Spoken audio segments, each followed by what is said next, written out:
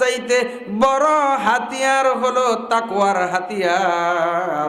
এই তাকওয়ার হাতিয়ার যদি কারো মধ্যে থাকে, সেখানে দুনিয়ার আর কোনো কিছু লাগে না, একমাত্র তাকওয়ার হাতিয়ার দ্বারা যথেষ্ট হয়ে যাবে। সরকার দুর্নীতি বন্ধ করার জন্য কত কিছু করছে, তারপরেও কোনো মন্ত্রণালয়ে দুর্নীতি বন্ধ হচ্ছে না। কেন হচ্ছে না? এর একমাত্র কারণ হলো, দুর্নীতি বন্ধ না হওয়ার কারণ হলো আমাদের মধ্যে জীববিজ্ঞানের শিক্ষা আছে, রসায়নের শিক্ষা আছে, পদার্থের শিক্ষা আছে, ইংরেজির শিক্ষা আছে, অঙ্কের শিক্ষা আছে, কিন্তু একটা শিক্ষা নাই, সেটা হলো কোরআনের শিক্ষা। কিসের শিক্ষা বলেন? কোরআনের শিক্ষা নাই। আজকে ব্যাংকের প্রধান কোরআন তেলাওয়াত করতে জানে না, সেনাবাহিনীর প্রধান কোরআনের বিধান জানে না, র্যাবের প্রধান কোরআনের বিধান জানে না।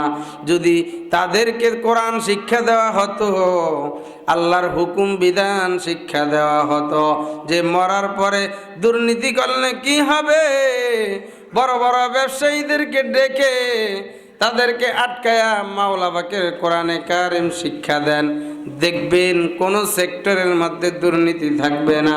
চাউলের দাম বাড়বে না, ডাউলের দাম বাড়বে না, তেলের দাম বাড়বে না, বুটের দাম বাড়বে না, চিনির দাম বাড়বে না।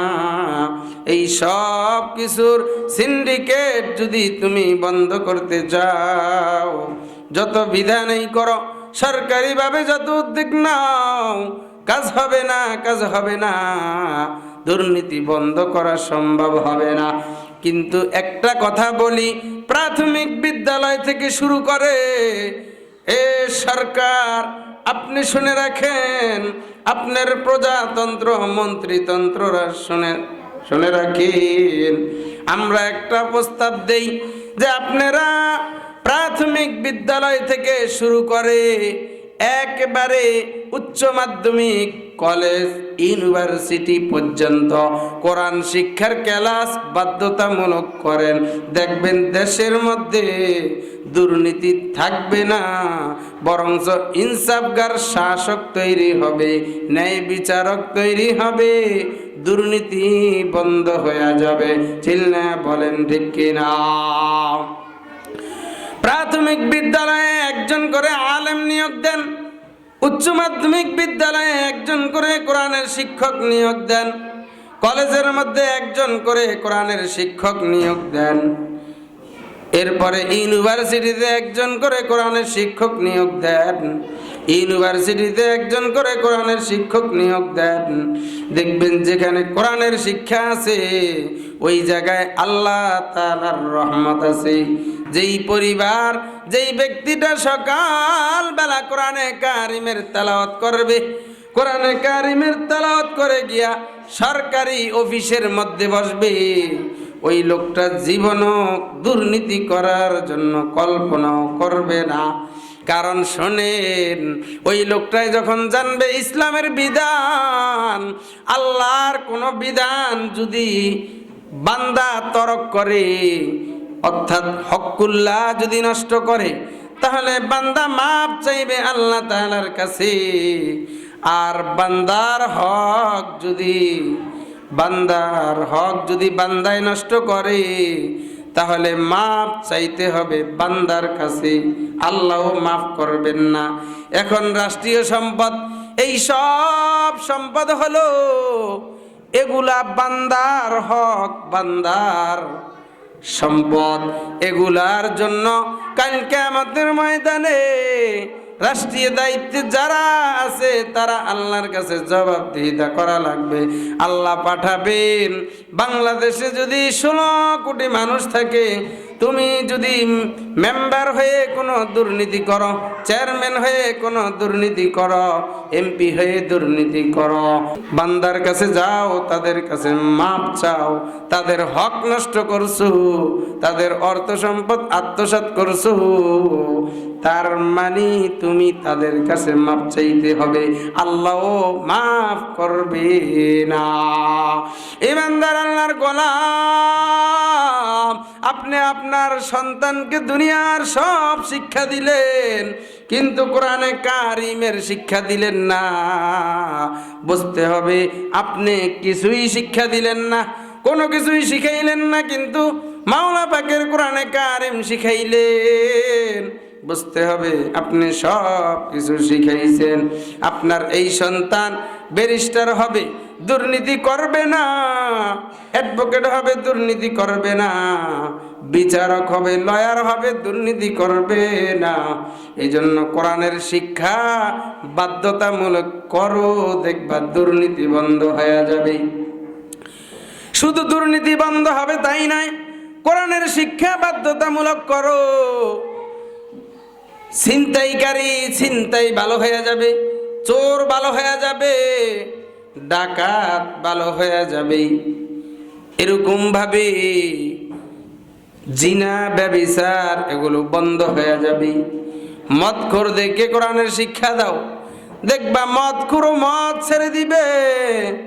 মক্কার জমিনে যখন সাহাবায়ে কেরাম ইসলামের যুগে মদও পান করতেন, কিন্তু যখন কোরআন আসলেন, কোরআনের বাণী প্রচার হতে থাকলো, তখন তারা কিন্তু মদ ছেড়ে কোরআন ধরলেন।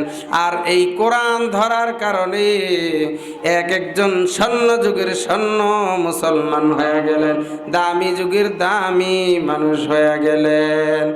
ইমানদার আল্লাহর গোলাম শোনো, কোরআনে কারিমের সাথে যারাই লাগবে তারাই কিন্তু দামি হয়ে যাবে। দেখেন, আমরা যারা কোরআনকে হেফাজতে রাখার জন্য একটা গিলাপ বানাই কাপড় দিয়া, ওই কাপড়টা যাচাই বাছাই করলে দেখা যাবে দোকানের মধ্যে সবচাইতে কম দামের কাপড় দ্বারা কোরআন শরীফের গিলাপ বানানো হইল। এখন যখন এইটাকে কোরআন শরীফের গিলাপ বানানোর পর দেখবেন এটা এখনো কোরআনের সাথে লাগে নাই, মাত্র বানাইছে কোরআন কারিম রাখার জন্য। দেখবেন এমন কোনো সাহসী ইমানদার পাওয়া যাবে না যে নাকি সাহস করে ওই গিলাপটার মধ্যে পাও লাগাবে, পারবে না। না, কেউকে যদি দেখবেন, আমরা দোকানের মধ্যে যেই কাপড়টা সবচাইতে দামি, ওই কাপড়টা যদি আমরা সবচাইতে দামি টাকা দিয়া ক্রয় করি, বেশি দামে ক্রয় করার পর আমরা ওটা দিয়ে পাঞ্জাবি বানাই, বানার পর এই পাঞ্জাবিকে যখন পরিষ্কার করতে যাই, তখন দেখবেন এটাকে পাড়ায়া পাড়ায়া পরিষ্কার করে, অনেক সময় অনেক কিছুই করে, কিন্তু একদিনও কিন্তু কেউ ওই দামি কাপড়কে সালাম করে না। চিল্লায় বলেন ঠিক কিনা? আর সামান্য একটা কম দামি কাপড় এখনো কোরআনে কারিমের সাথে লাগে নাই, কিন্তু এটাকে কেউ পাড়া দেওয়ার পরিকল্পনাও করতে পারে না। কারণ কি? এটা নেসবত কোরআনে কারিমের দিকে হইছে, যার কারণে এটা দামি হয়ে গেছে।